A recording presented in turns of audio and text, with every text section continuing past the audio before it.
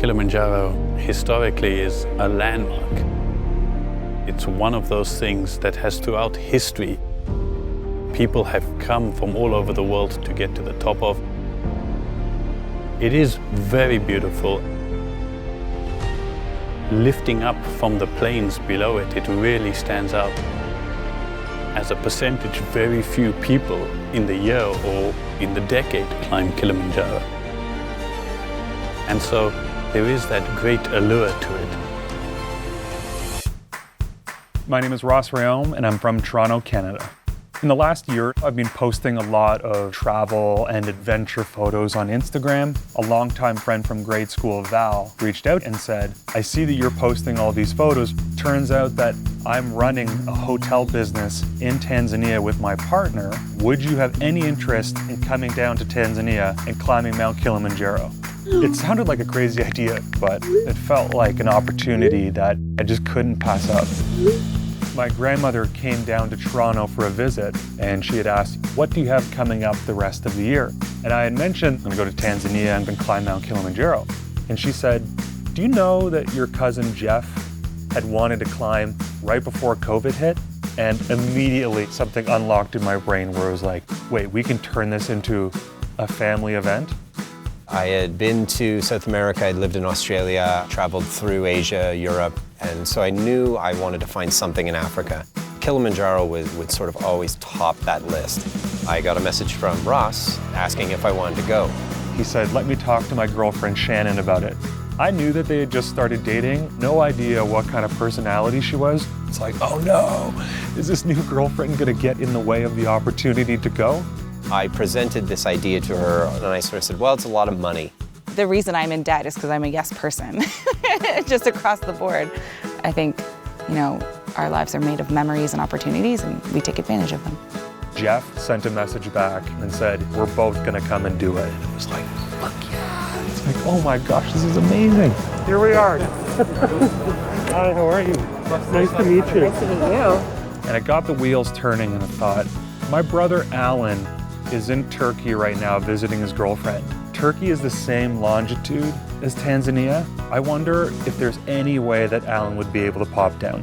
With these things, I historically just shy away from them because I just say, I'm gonna be called into work, I'm not gonna be able to get the time off, so I'm just not even gonna consider it. It was like, okay, Alan, the heat is on. You have to say yes. Like, you can say no, but it would be so amazing if you were able to say yes.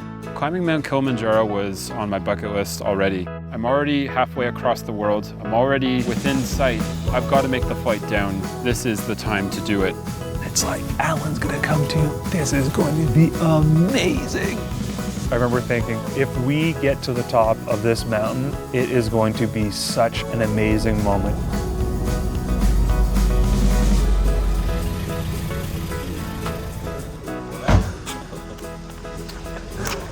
How's it going? Good, how are you? Good. You made it. You film me, I'll film you right back, so you watch out. When my brother arrived, it was like, oh my God, I can't believe we're actually all here.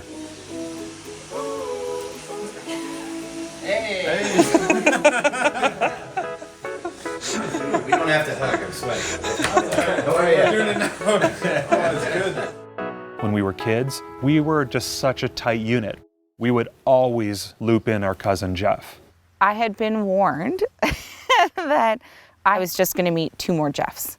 I was definitely worried that with the 3 of us together, it would just become this echo chamber of things that she would roll her eyes at. Coming into this experience, what has been your own personal Kilimanjaro, and what will you be taking with you up the mountain? My own personal Kilimanjaro has been herpes so far, so it's going to be nice to replace that with Kilimanjaro being my own personal Kilimanjaro. I don't know if you're ever going to conquer that mountain because it'll keep coming back. What do you mean? I give Shannon a lot of credit for saying yes and jumping into this experience. When we saw what kind of personality she was, it was like, oh yeah, 100% she's gonna fit in on this trip. 100% she's gonna be one of us, and we are all gonna get along. Somewhere off in the distance, behind all those clouds, is the mountain. Because of our schedules and timing, we chose to climb the Marangu route. The Marangu route is the oldest route up Kilimanjaro, typically done in 5 or 6 days. You have Kibo Peak, the highest peak. Uhuru Point is at the top of it that people climb to. And to the east of that, you have Marangu Peak. Not as high, but a much older peak. Like any mountain in the world, things can change drastically. You could face anything from -10 to -25 degrees Celsius on your final ascent.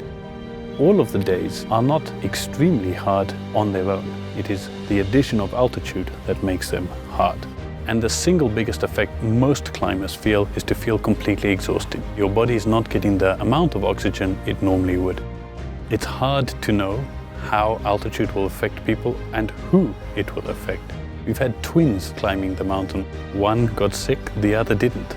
There is no predictor. The only way to know how you'll do at altitude is to go to altitude. The night before the climb, Anthony gave us a briefing. The takeaways were like, we're gonna get you up the mountain and we're gonna get you down. And we hope it's via Uhuru Peak. In the hour or two after that, the overwhelming feeling I had was, oh shit, I've just stepped into something that was far more difficult than I really thought it was going to be. Dark on the way up, you're gonna have sunburns to worry about. There was a gold medalist who climbed this mountain and came down only to say that it was the hardest thing he's ever done in his life. You need to be a little bit intimidated, right? It's still a massive mountain. It's still, you know, Kilimanjaro. Tomorrow's the big day, so we're just organizing everything, stuff that's gonna go into this big bag here that porters are gonna carry. This is kind of like the last step. Then we go to bed and we wake up and we climb a mountain.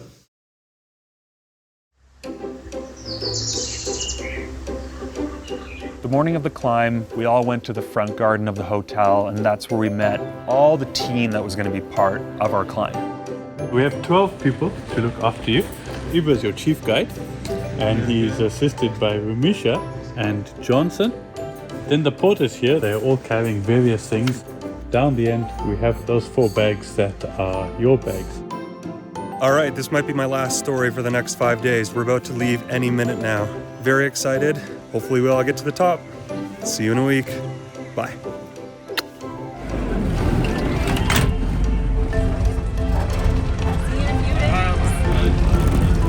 We all pile into the vans to drive up to the starting gate. I was really eager to get started, and I thought, okay, this is as ready as I'm ever gonna be in my entire life to climb this mountain. Everybody who's done the Marangu route has walked through this exact same archway. Everybody who's failed has walked through that archway too. I'm very aware of that. That was a very crystallized moment, and it was like, okay, the guides are with us. Everyone who's going to be doing this walk, everyone we're going to see, all the elements are here. It's begun.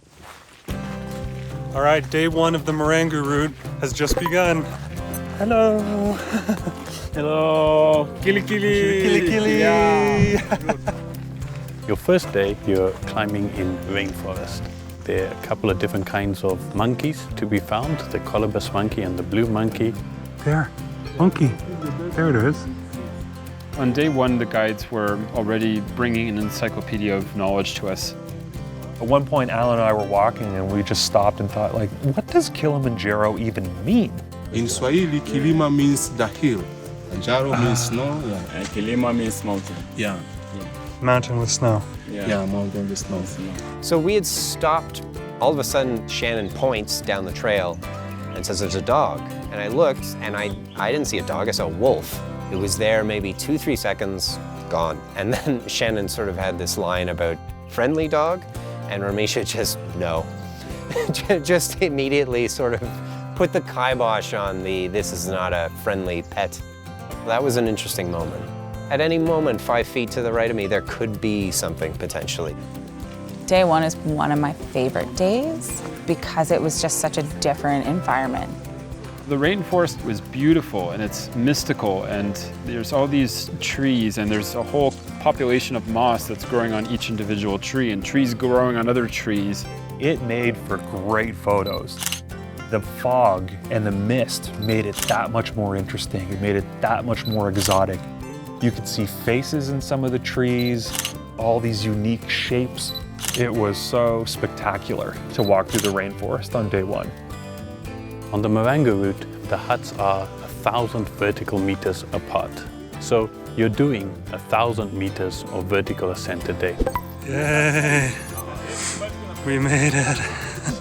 Arriving at Mandara Hut the first night, it felt like something completely out of this world.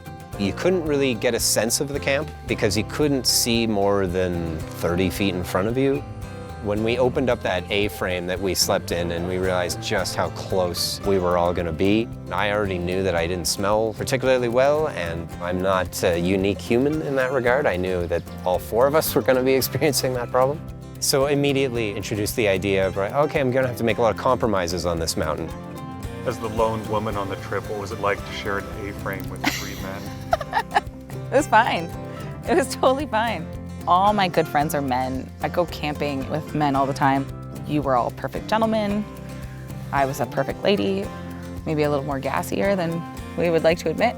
So all of us just took our turns having those moments. Toots all around in our hut, so. Day one is complete. We're about 2,500 meters up. It's got such an amazing, moody sort of atmosphere to it. So I'm gonna try and take some really cool pictures in this. Even though we were tired, Alan and I went out and took a headlamp just to play around and see like what other mysterious nighttime photos we could get. I think that's also an indication of where we were at physically. We were all feeling fine after day one. That was really cool.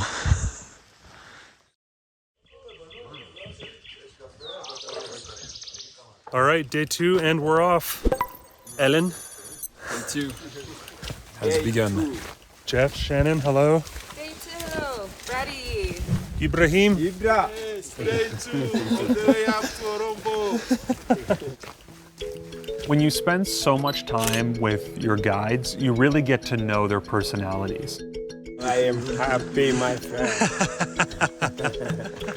Ibrahim, our chief guide, was just such a great person to have leading the group.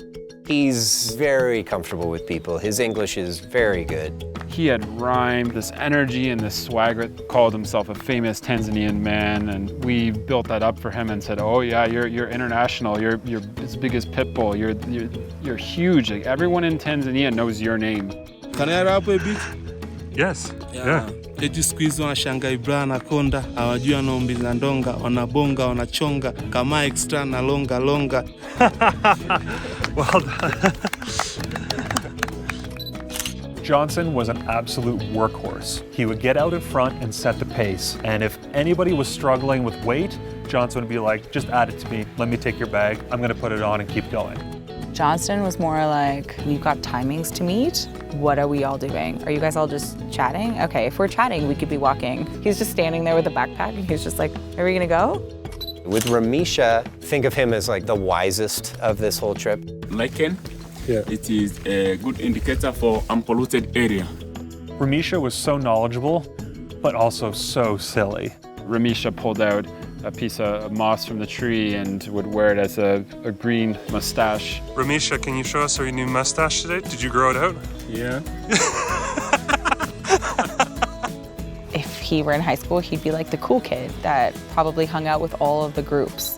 I was like, did you just get a whole new wardrobe? Like, I haven't seen those pants or that shirt this whole time. He's like, yeah, I traded. I'm like, did you get a good deal? I was like, oh yeah. Okay. Like, you just are wearing all new clothes. We are kind of silly and offbeat people, and so they just love to make a joke and whistle while they work. Wow, it must be so steep. Our guides have been incredible, so helpful, so understanding. We've been fed so well on this trip. Asante. More rainforest today. I'm ready for another great day on the mountain. On the second day, you leave the rainforest after about an hour, and then you're walking in the moorland, in the heather region. And so the vegetation just gets a lot thinner and a lot shorter. That's beautiful. We are out of the dense rainforest, just waiting to see the sun and get above the clouds. Jumbo. Day 2, that was our first glimpse of what it's like to be a porter. There were so many porters that passed us from other groups and other climbers. They're carrying basically like 45-pound bags. Jumbo. Jumbo. Here we are with day packs with like water and snacks, and I've got some camera gear. And then here are all these people with huge bags balancing on their necks and on their heads. How are they going up into elevation, but moving twice as fast and carrying twice as much? It really is one of those things that puts into perspective how difficult this hike and climb is. You gain such a respect for all the crew who put this entire experience together. Stomach engineer. Stomach engineer. The one who fixed our stomach. Thank you for all the food. The food's very good. You're welcome. Peace. See you later. We'll see you soon. All right. The pace that we were going at was slow, and I liked that it was a slow pace. You never felt at any point that you were really exerting yourself to your full capacity. Pole, pole. Pole, pole. Pole pole means go slow, slow, slow. I was expecting to be told pole pole a lot, and we didn't really hear that.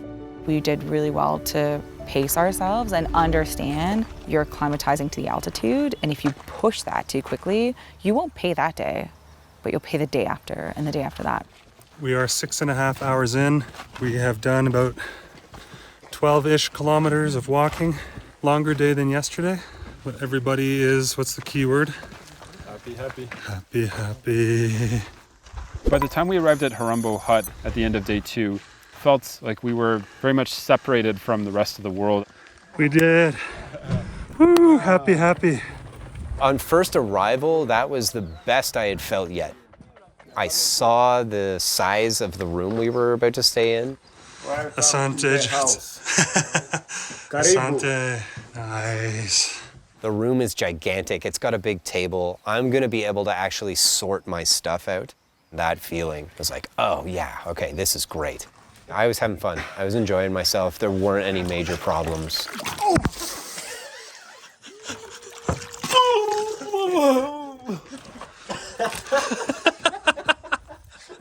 We ate dinner that night, and they brought in a cake, and everybody was singing. And they were passing around pieces of the cake. It felt like a village.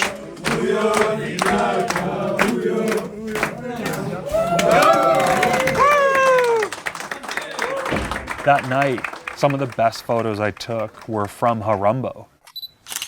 All the overcast clouds began to clear, and suddenly you could see the mountains. You could see Mawenzi, and then you could see Kibo with the snow peaks and the glaciers, and think that huge peak way off in the distance is where we're going to be in 2 days. Once we got to sleep, we just started hearing the wind. And it really sounded like there was an angry subway car just roaring past our front door. We learned later it like blew open the door of the cabin next to us. And that was almost a reminder that this is still a mountain and this is still a hard thing that's out there.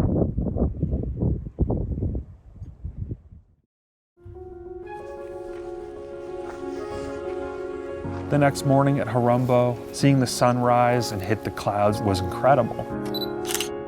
That felt for the first time like we were above the clouds, like we could actually see sort of the cloud ceiling.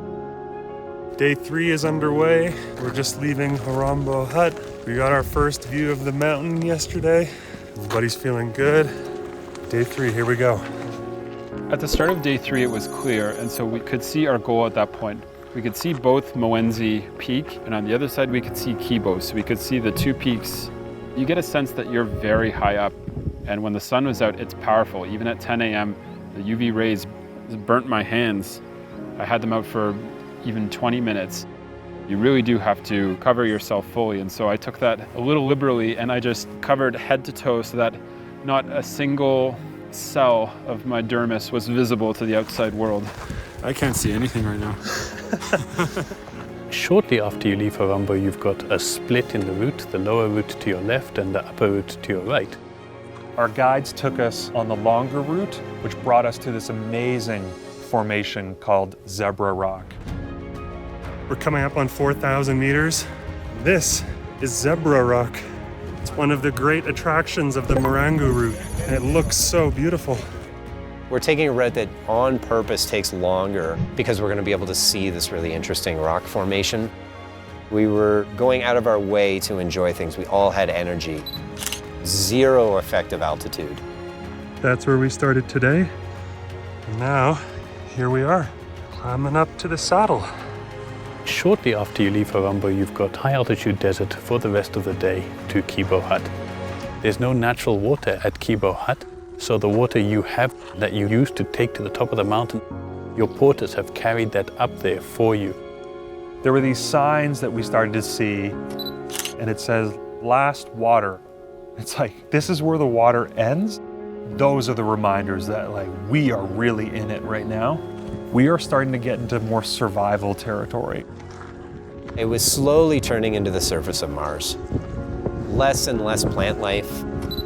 Now you're down to shrubs that are a couple inches tall. Then those go away. Now it's just a bunch of rocks and the landscape is really, really red. I had that thought of like, well, I'm never gonna go to Mars. This is what it would be like, you know? You'd just be walking around on this barren landscape. So I just thought, okay, well, I can just have this memory and then when I get Alzheimer's, I'll think I was on Mars. Because it'll just be in the back of my head somewhere that, no, I remember being in that. Walking up into the saddle, everything changed. There's Kibo Hut, and that's our route to Summit tomorrow. We're about 4,400 meters up. The temperature has definitely dropped. The wind has certainly picked up. We were just saying this finally feels like we're on a mountain and mountain climbing. But the first couple days are like hiking, and then now this is really, we're in the mountains. This is Africa. This is Kilimanjaro. I pulled out my camera and just shot video of the clouds moving, and you would have thought it was a time lapse. They were just roaring through. There's some real cold going on here. By the time we ate lunch, it was gloves, it was a fleece, it was a hat. Jumbo. We have to hide behind a giant rock. That was the day where I had my puff and my windbreaker on and both hoods up. It was kind of cool to be like, do you remember when we were in the rainforest like a day ago? And now we're in a totally different environment. When the clouds clear up ahead, we can see Gilman's Point. It's not even the top. We still have further to go even past then. But it is steep. It's big. The final approach, everything is so gradual, and then suddenly the mountain just goes up. And it was such a dramatic walk up. You're just seeing this incredibly steep incline into forever. And you go, okay, that's tomorrow. That's the day that I'm going to have to do this in the dark for the first time. It's gonna be on the least amount of sleep I've had so far. This is gonna be hard. We're here. We are here. Good job. Great job. Welcome. Great job. Asante. Kibo. Kibo. By the time you get to Kibo, you're at 4,700 meters. Altitude is affecting you. We made it.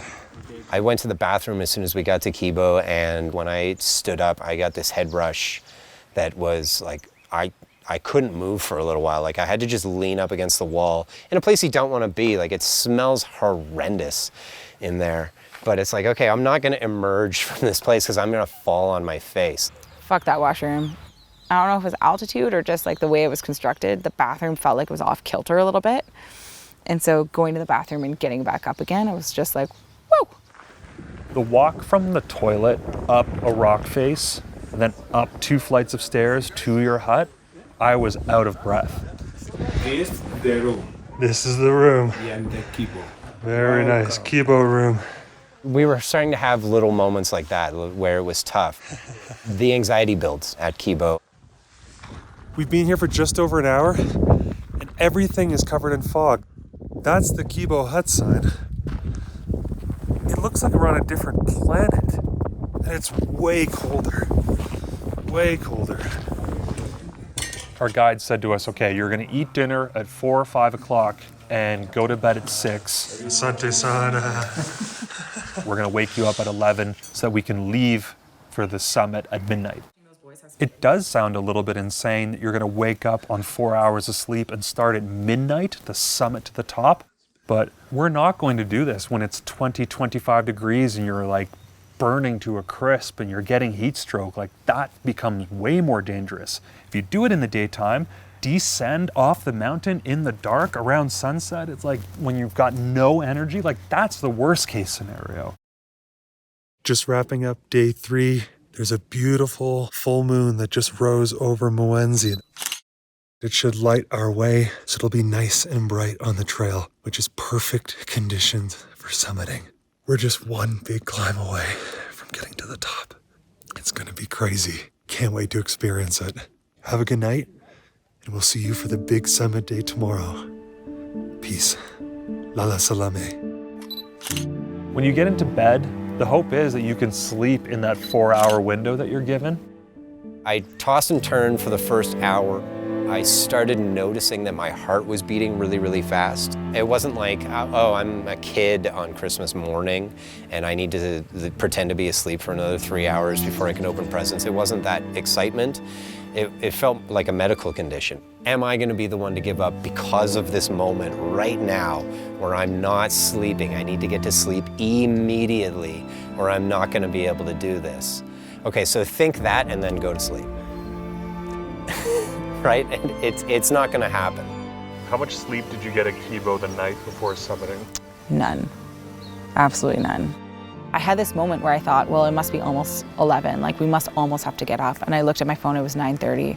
And I was like, I don't know how I'm going to struggle through the next hour and a half because I'm not going to sleep. Good morning. It's day 4. We're about to do our summit. I don't think any of us slept last night.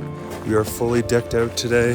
3 layers of pants, 5 layers, including a parka on top. You have this energy going into it that today is the day. This is where it's all going to happen. I felt of the mentality that either I'm coming back Kilimanjaro summiter or in a wooden box. You're anticipating this thing, so you get this sort of like adrenaline rush. I can't believe how great I'm feeling, even with no sleep. Johnson, let's do this. Happy, let's do this. Let's do this. Rock and roll. Shannon. Boom. There's the bed. Shedra, good morning. I had my music, I'd made a playlist, I had motivation songs. Winners do not quit. We all have this. We're all positive people. We all have this in our mind. Everything's on our side. I am good to go. Let's do this. As we started ascending, the pace was very slow. You're putting one foot in front of the other. You're being very mindful and cognizant of foot placement. I'm thinking, okay, this is how fast we're supposed to be moving, and we only have 4.5 hours of this, and I can do this.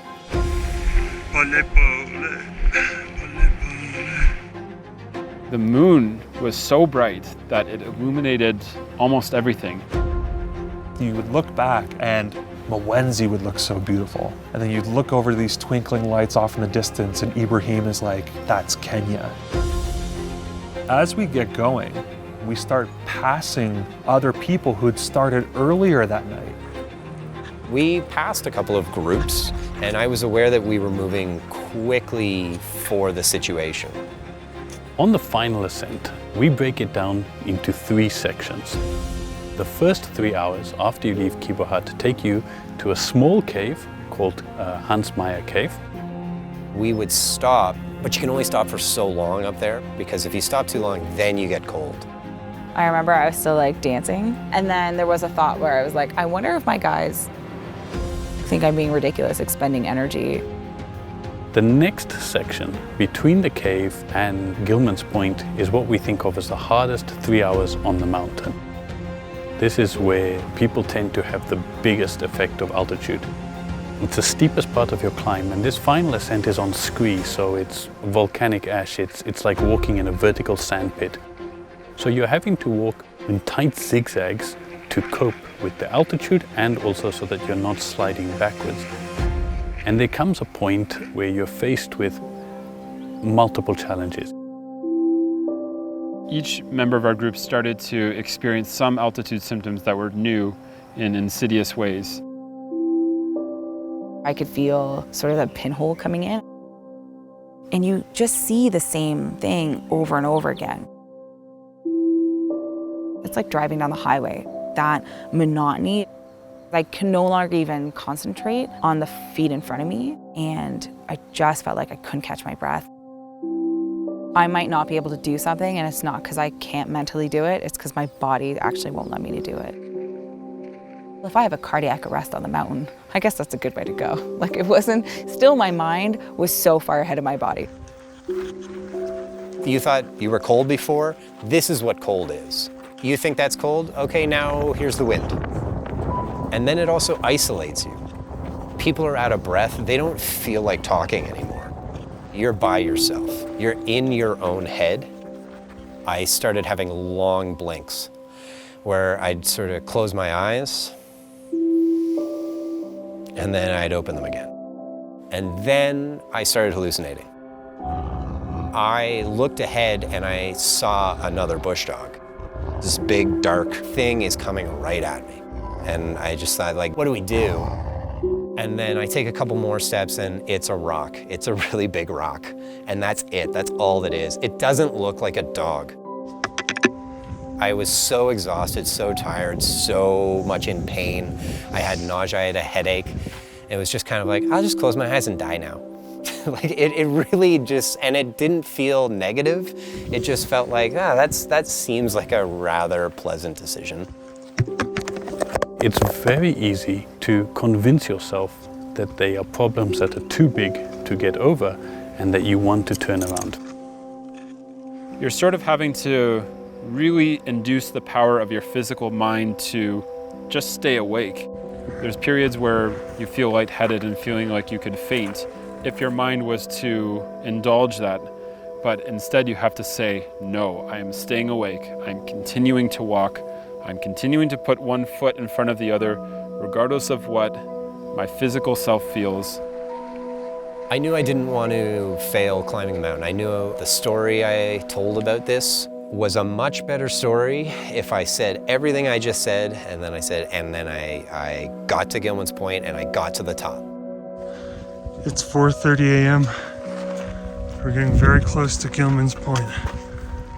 The ascent up to Gilman's was such a grind. When we got there, I was like, okay, I need to film and record something of this. Wow. I flick on the camera. Thank you. Congratulations. Give everybody sort of a congratulations. Oh, congratulations. Oh. And then as soon as that was done, flicked it off and sat down and just like head down and was silent the entire time. I could tell that Ross was not his normal self. Even if someone's not telling you exactly how they're feeling, the absence of normal behavior is a sign of something wrong. My brain wanted to keep going. I knew I wasn't going to stop, but it was just trying to like dig into the reserves of whatever I had left physically. There's nowhere to hide on that mountain. It takes everything from you. Great job, Jeff. We did it. 5,685 meters. Wow. Shannon comes up and sits next to me after she had gotten there, and she said, "Thanks for fucking inviting us." And it was the perfect line in that moment because you could see the, why are we doing this? Thanks for inviting us. But also like, this is incredible that we made it. Thanks for inviting us.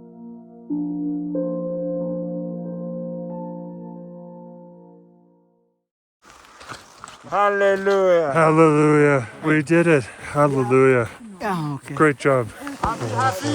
Happy now, baby. Happy now.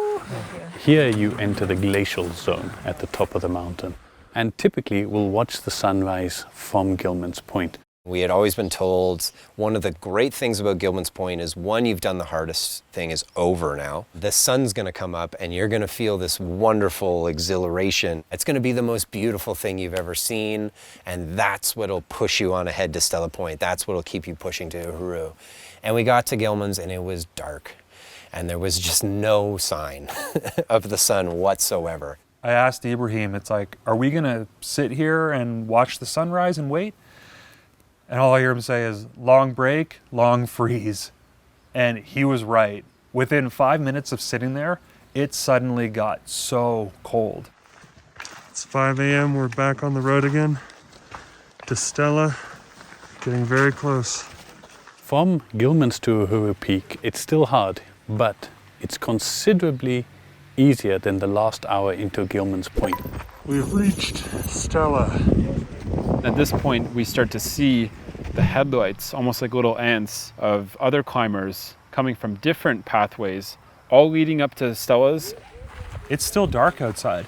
It's like, are we gonna watch the sunrise here? It's like, no, we have to keep going. And then in my head, it became clear. It's like, wait a minute, the sun is going to rise right as we get to Uhuru Peak. This is gonna be an absolutely unbelievable moment. You turn around and there's this thin red line that seems like it's going all the way around the earth. And it's the sun is finally starting to come up and you're seeing it on the clouds. You're starting to actually see the glaciers. Even though I'm still nauseous, even though I'm really tired, breathing heavily, there's stuff that's happening around me that's already worth it. You can see the visual anguish that we have and how slow we're moving. That's about as fast as we could hope to have been moving, reaching the summit. By the time you get to Uhuru, you have nothing left. You've given everything physically, you've given everything mentally. Only thing I had left were my emotions.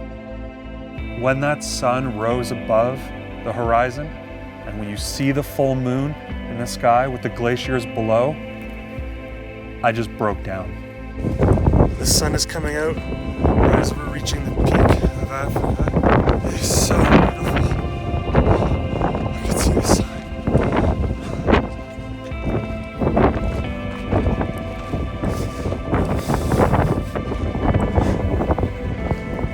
It's amazing. You have all these beautiful things happening around you, the sun, the moon, the glaciers, the signs there. And I look over and there's my brother standing next to me. It's like there were so many incredible things to look at in that moment. Ibra, you see the tears freezing to my face? Yeah, we're exhausting, but we're almost there, so a bit. I was really happy that Shannon was ahead of me because I was kind of looking at her and looking at the sign. I started making some decisions in my life that got me to this point, the biggest one being getting sober. And yeah, it was just like, okay, here's two really, really fundamentally extraordinary things. They're both lined up perfectly in your vision right now. That was great, and neither one of those would exist if you had just sort of continued down the path that you had been on. It's the most beautiful thing I've ever seen. Here we go. Here we go. It was just such a powerful and raw moment. I just felt the welling up of tears and of joy, elation. Both of you had tears in your eyes. I was like, I can't look at either of you because if I start going, like, it just won't end. It's just such a crazy feeling to be up there. It's indescribable. We have given every bit of ourselves to this journey, and we're finally here.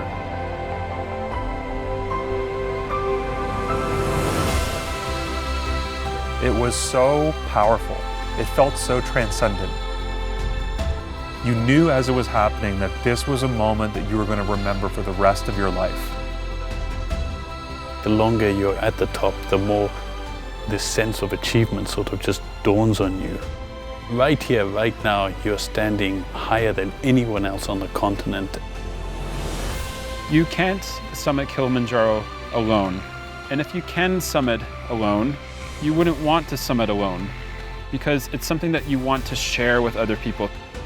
All these guides that you've just met 4 days ago, they suddenly feel like your brothers in your family too.